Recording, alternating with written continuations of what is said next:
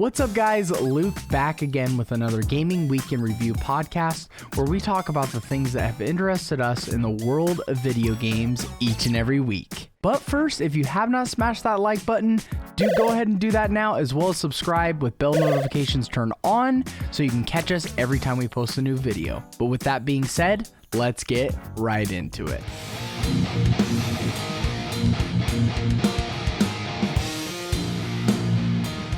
GTA San Andreas on PSvita. That is what is happening right now, guys. The Android version of Grand Theft Auto San Andreas has been successfully ported from the Android version to the PlayStation Vita. There was an awesome video done by Modern Vintage Gamer on this, and he can do it a lot more justice than I can. I'm just really excited, being a fan of the PS Vita as well as a fan of Grand Theft Auto San Andreas. I love it when Grand Theft Auto San Andreas gets a little bit of love and gets ported to other systems, and I kind of wanted to share it with you guys. Unfortunately, I don't currently have a PS Vita, and nor do I have a jailbroken PS Vita, so unfortunately I can't show anybody footage as far as how this works. But maybe in the foreseeable future, I can probably make that happen. Let me know in the comments if you want to see something like that, some sort of a video where I outline how to do it and basically give my opinions on it. As far as what Modern Vintage Gamer shared, though, it does look like it's running at a very smooth rate, and the reason for that is the architecture of the PS Vita is very similar to the architecture that the Android version of the game was built upon. So it's just a match made in heaven, and it was already pretty well optimized. So it was in a lot of cases a drag and drop solution as far as optimization. Now, making it work was probably a whole other ball of wax, but once it was working, it worked pretty well. So pretty cool stuff, guys. If you have a jailbroken PS Vita, or even if you don't have a jailbroken PS Vita, this might encourage you to jailbreak your PS Vita so you can play GTA San Andreas in on that system. I think it would be a phenomenal experience, and it looks like it's running between 20 and 30 FPS. I just have one question for first of all, I want to thank the people that were involved in this, but second of all, I want to ask a question. Where's my Switch port? I would love if Rockstar would just do a freaking trilogy, do GTA 3, Vice City, and San Andreas on the Nintendo Switch. Oh my gosh, guys, that would be amazing. Now, we do actually currently have GTA 3 running on the Nintendo Switch, and I've actually showed that off on social media before.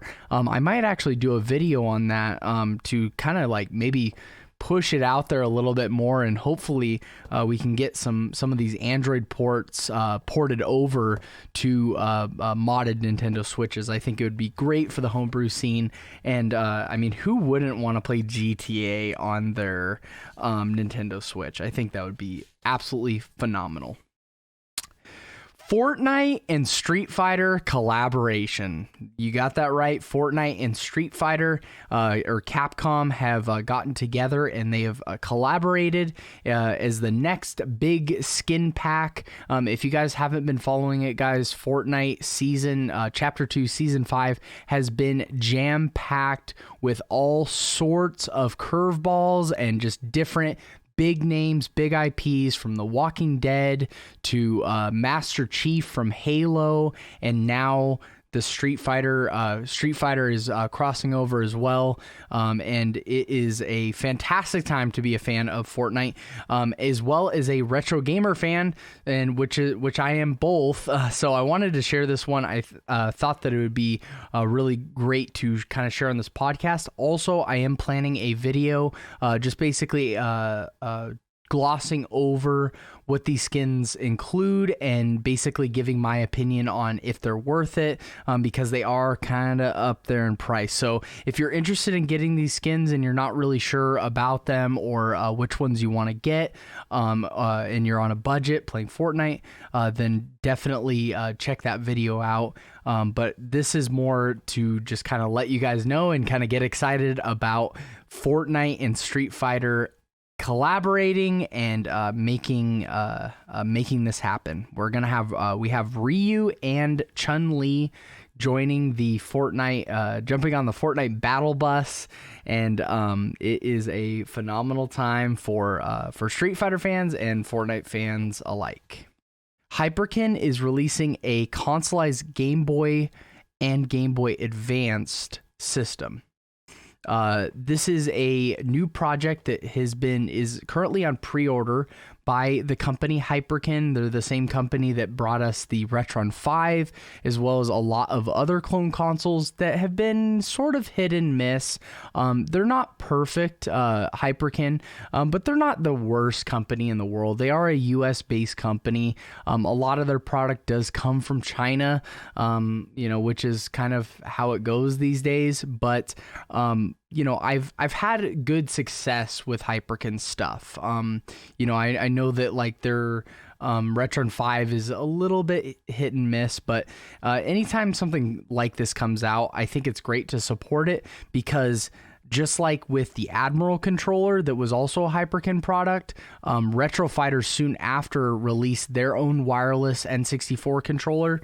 So I don't know if the correlation was there, but supporting that Admiral controller definitely helped the 64 scene. And I feel the same way with supporting this consoleized Game Boy through Hyperkin.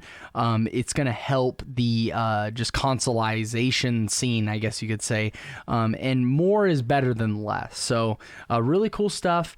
Just a brief breakdown of what is going on here. It's this system is going to be compatible with Game Boy Color cartridges, as well as through beta function Game Boy Advance, and I assume that they're planning on releasing updates to add to the Game Boy Advance support. So results may vary depending on the games that you're trying to play. And then the product features are aspect ratio switch. So I'm guessing 4:3 to 16:9. It will upscale all of your games from 720p. Or from their native resolution to 720p, so it looks nice on your TV. You do not want them to stretch the resolution of that tiny Game Boy screen on your TV. It would look awful. So 720p output, that is phenomenal. It comes with a memory card slot for firmware updates, so I'm assuming an SD card slot.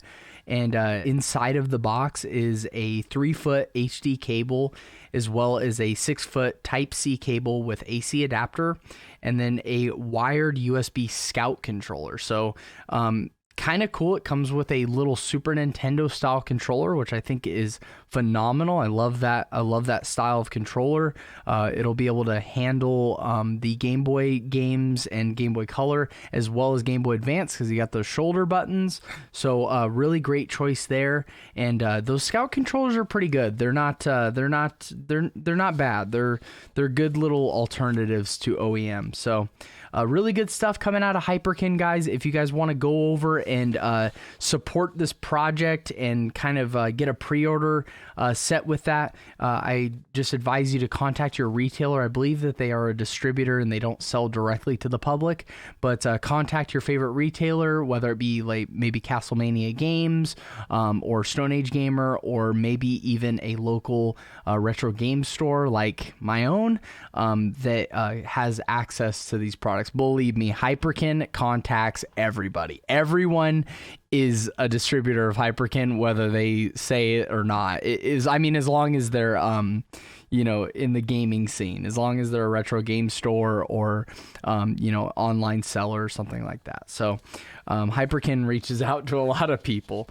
Go out there and support it. Limited run news this week, guys. Just like every other week, we have our limited run news. And I want to start with this. I've been hearing a little bit from my live stream as well as in the comments and just like with people that watch our content, that limited run news kind of goes a little bit too long. And I was kind of feeling the same way. It is something that we are going to do every single week. So I don't want it to be a huge chunk of the podcast. I want it to be kind of rapid fire going through it. So we're going to have to say goodbye to Last Chance Games. That section, guys, is no longer going to be, a part of the limited run news section. We're just going to do whatever's new this week, and we're going to move on to the next news story. So, if you guys don't like this, though, please let me know in the comments section. If I was helping you with getting these games before they were gone for good, please let me know and I'll reconsider. But as of now, we're gonna just make a small change to limited run news, and it'll just be new this week, and we'll kind of shorten the segment a little bit. So with that being said, rip Last Chance Games. Moment of silence.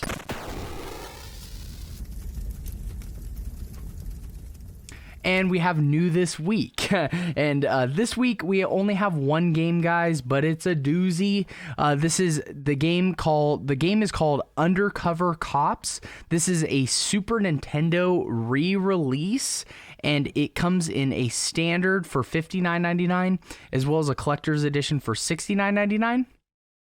The standard edition includes translucent orange SNES cartridge, SNES collectible cartridge box, a full-colored instruction manual, exclusive double-sided poster. So that's what comes with the standard edition for $54.99, and then also there is a collector's edition. The collector's edition includes a translucent orange SNES cartridge, hard embossed City Sweeper packaging, outer slipcover with exclusive artwork, a SNES collectible cartridge box, full-colored instruction manual, City Sweepers edition sticker set, certificate of authenticity, Rosa Felmadode vinyl figure, exclusive double-sided poster, identification profile cards with envelope, Crazy Chicken acrylic keychain. That is a lot of stuff to come with the collector's edition, and at $70, I think that's a pretty good value, being that it is a cartridge game, which are very, they're not very cheap to produce, and it is a very niche market that is purchasing these. I think $69.99 is actually a pretty darn good deal for Undercover Cops. So if you're interested in it, guys, it is a 4-week pre-order, so you have some time to go over and pick it up, and it is available right now. That's going to do it for limited run news this week, guys. Now on to kind of the bigger stuff. And the first thing that I want to talk about is the Nintendo Direct. There was a Nintendo Direct earlier this week, and I actually sat down and watched it. It was 50 minutes long, and we had not had a Nintendo Direct. I know you probably heard this a billion times from all the other YouTubers, but we had not had a Nintendo Direct, a full one, for over 500 days. That is a freaking long time to not have a full Nintendo Direct, but they did give us one, and, it was met with some mixed reviews. Not everyone was super hype about it, and, I'm not going to lie either. I was not really all that excited about it either.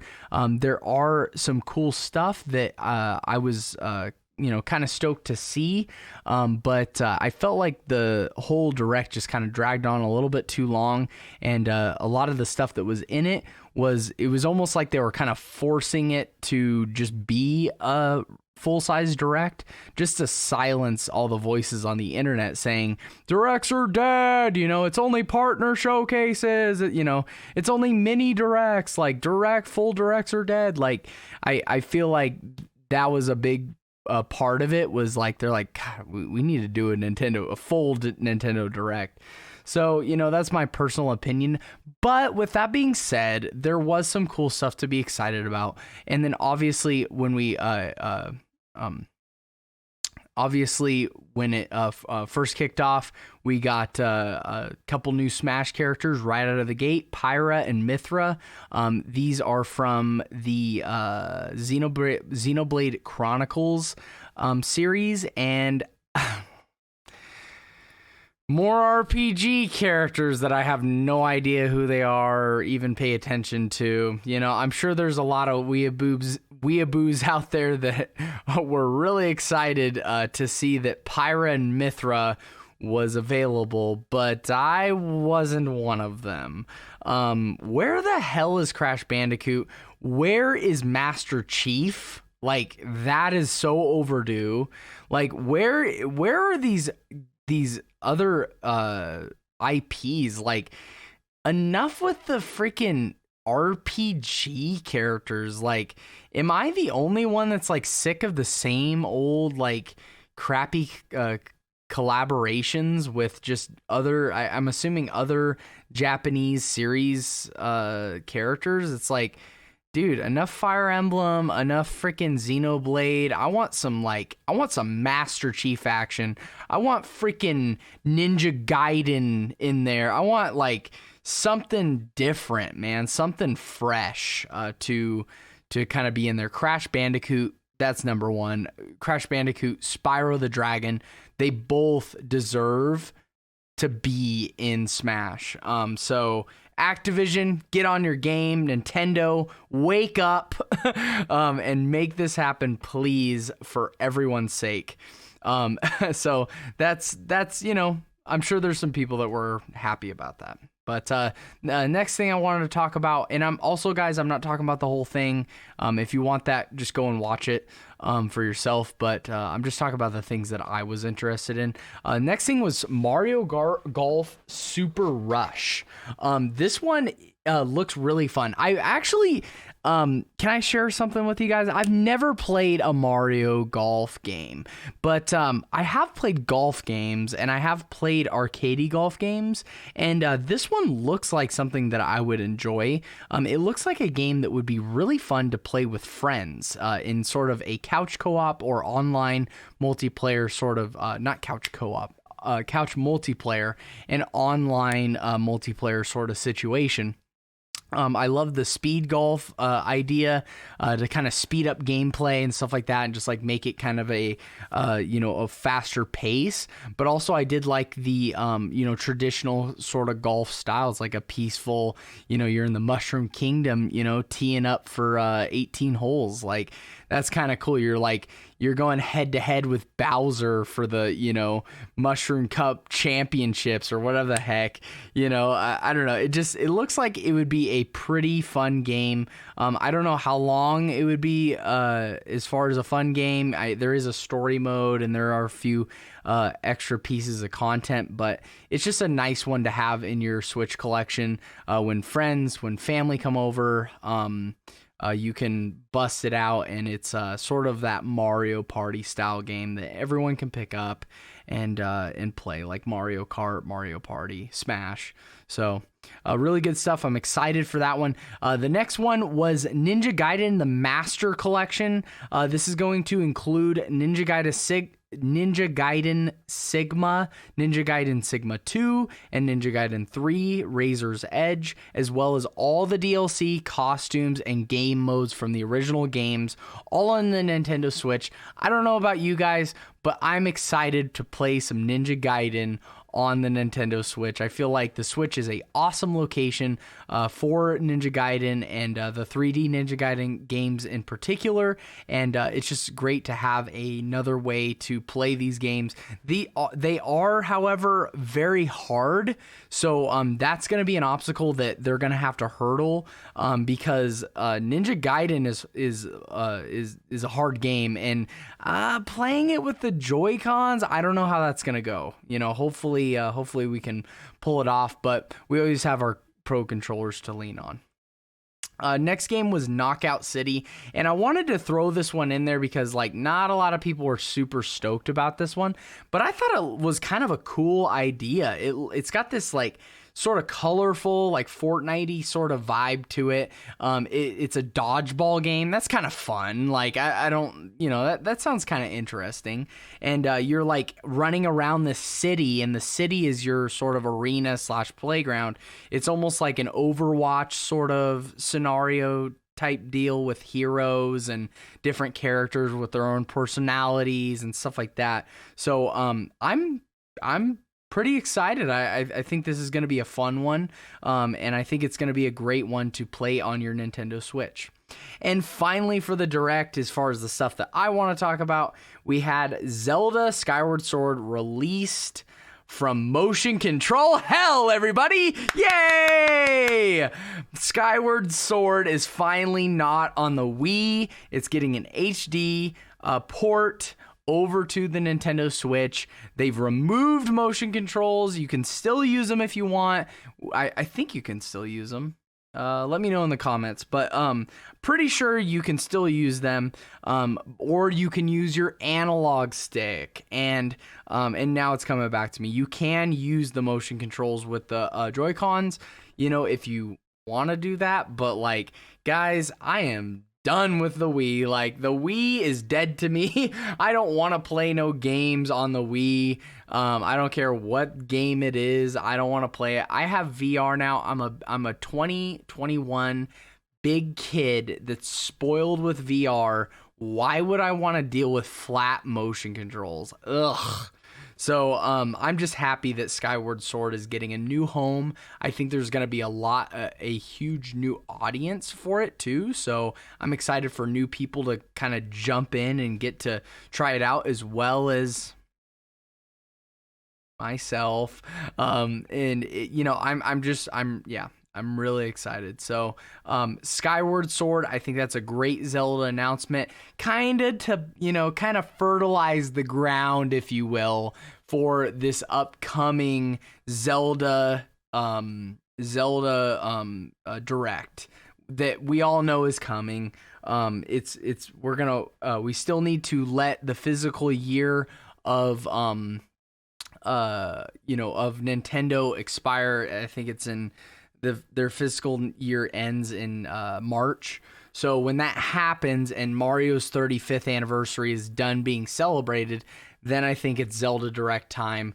And then they bring us Ocarina of Time, Majora's Mask, and then they bring us Wind Waker and Twilight Princess. Come on, man. Bring it, man. We want more Zelda games on the Switch, not less. We want more of them moved over to the Switch, because the Switch is the place to play Zelda.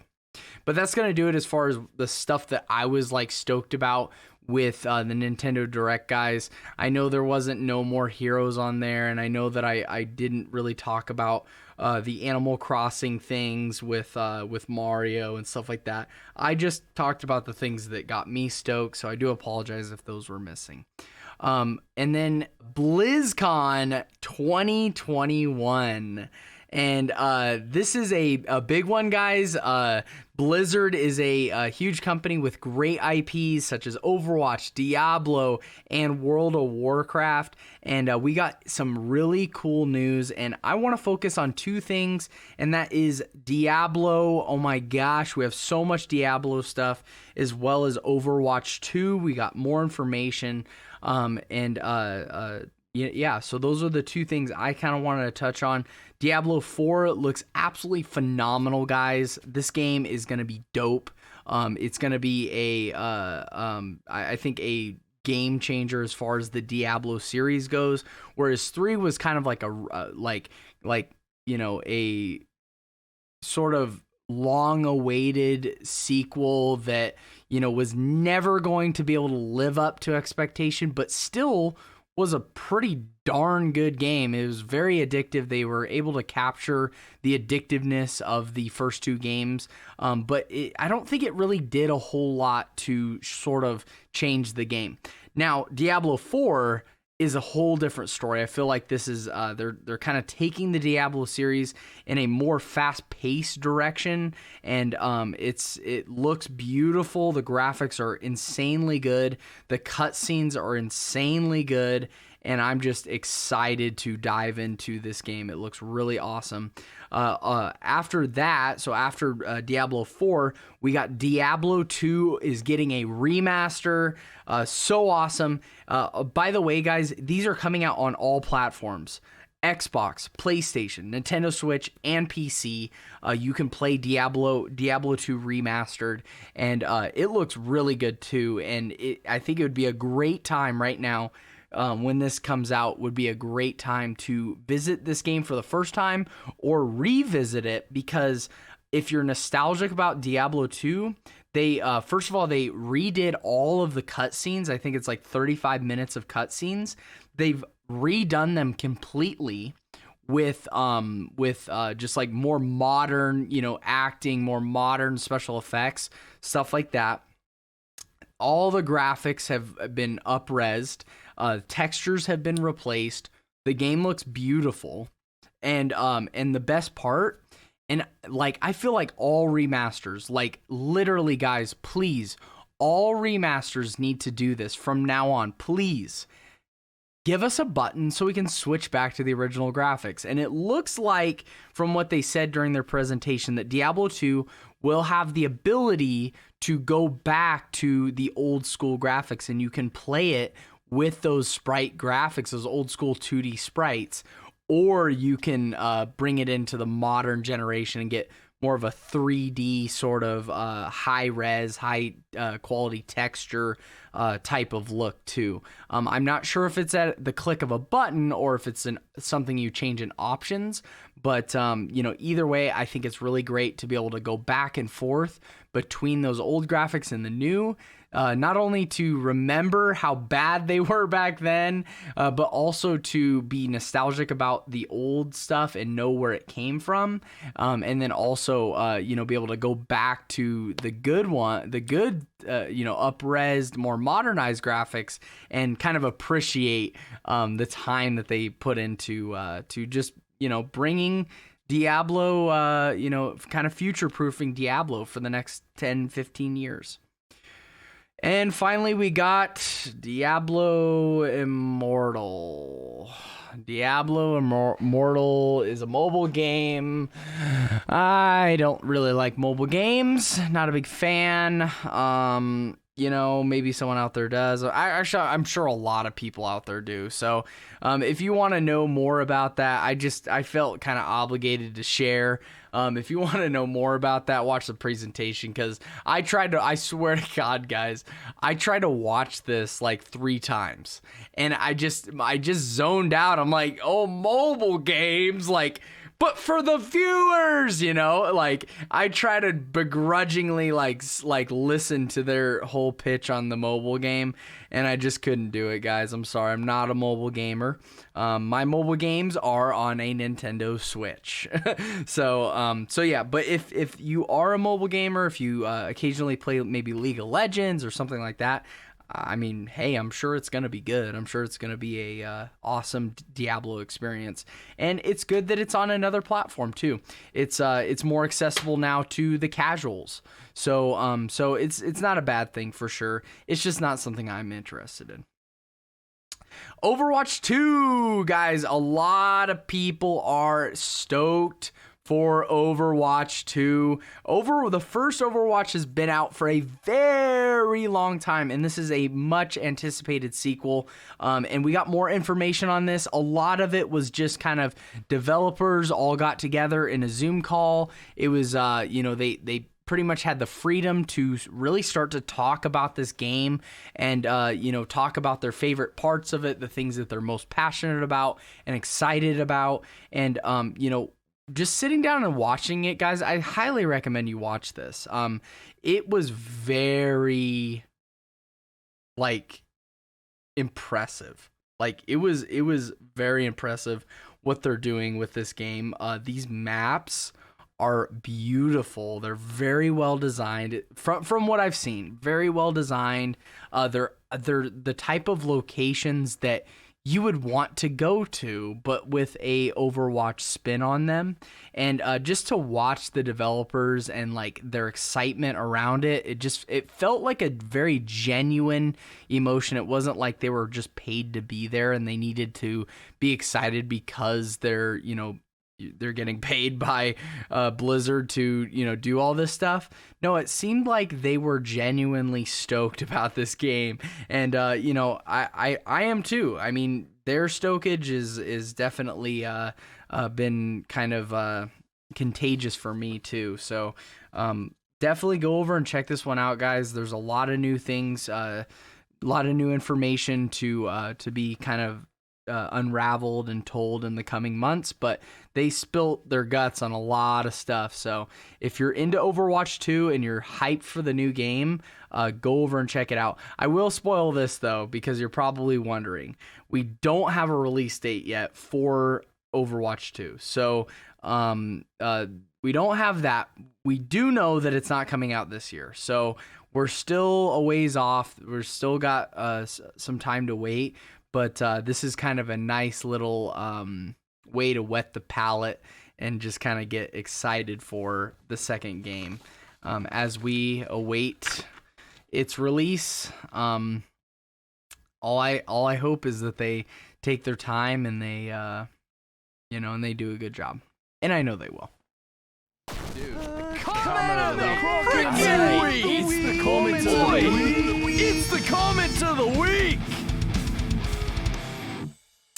This week's comment of the week comes from Dallas Clemens, and he said, "That's weird. He didn't mess up. Question mark, question mark, exclamation point, question mark, exclamation point, question mark, exclamation point." Oh, okay, I'm done. Oh yeah, it's not live is what he said. Yes, Dallas, I have actually stopped doing live podcasts. I just felt like it was kind of splitting the audience. A lot of people filed out while I was doing it, and the podcast can be done off stream, and when I am streaming, it's about the interaction. Like streaming is more about the interaction than any other form of video. So like, if I'm doing a podcast live, I'm not interacting with anybody. I'm interacting with myself. I'm, putting on a performance. But it's not, I just don't think it really goes together. Like, you could make it work like we did. And you guys have been very awesome with that, all my live stream fam. But, I just kind of decided to move it completely offline and just upload it to YouTube where it belongs. So thank you once again, Dallas Clemens, for that comment. And it sounds like, and I actually do know that you're a part of the live stream as well. You're always in the live stream. So thank you so much for the support over here, as well as over at Facebook Gaming, where I do my live streams. By the way, I do stream every Thursday, Friday, Saturday evening over at Facebook Gaming. If you would like to join Dallas Clemens and the almost 2,000 other people that have decided to follow the store and follow the live streams, definitely click that link in the description below. Would love to see you over at the live stream. And don't forget to type in the chat, hello from YouTube, when you come over. But that's going to do it for me, guys. If you got value out of this video, do me a big favor and smash that like button, as well as subscribe with bell notifications turned on so you can catch us every time we post a new podcast. And lastly, I want to hear from you. What did you guys think about the Nintendo Direct? Were you up? Were you down? Were you somewhere in the middle? Are you excited for the new Zelda port coming over? Finally, Skyward Sword gets a HD port. Also, Diablo 4. Oh my gosh, are you ready? And Overwatch 2. Let me know how you guys are feeling. Are you guys stoked about the video game industry? Are you stoked about what is to come in 2021? Let me know in the comment section down below. But until next time, guys, Luke from 8-Bit Plus signing out, and I'll see you in the next one. God bless.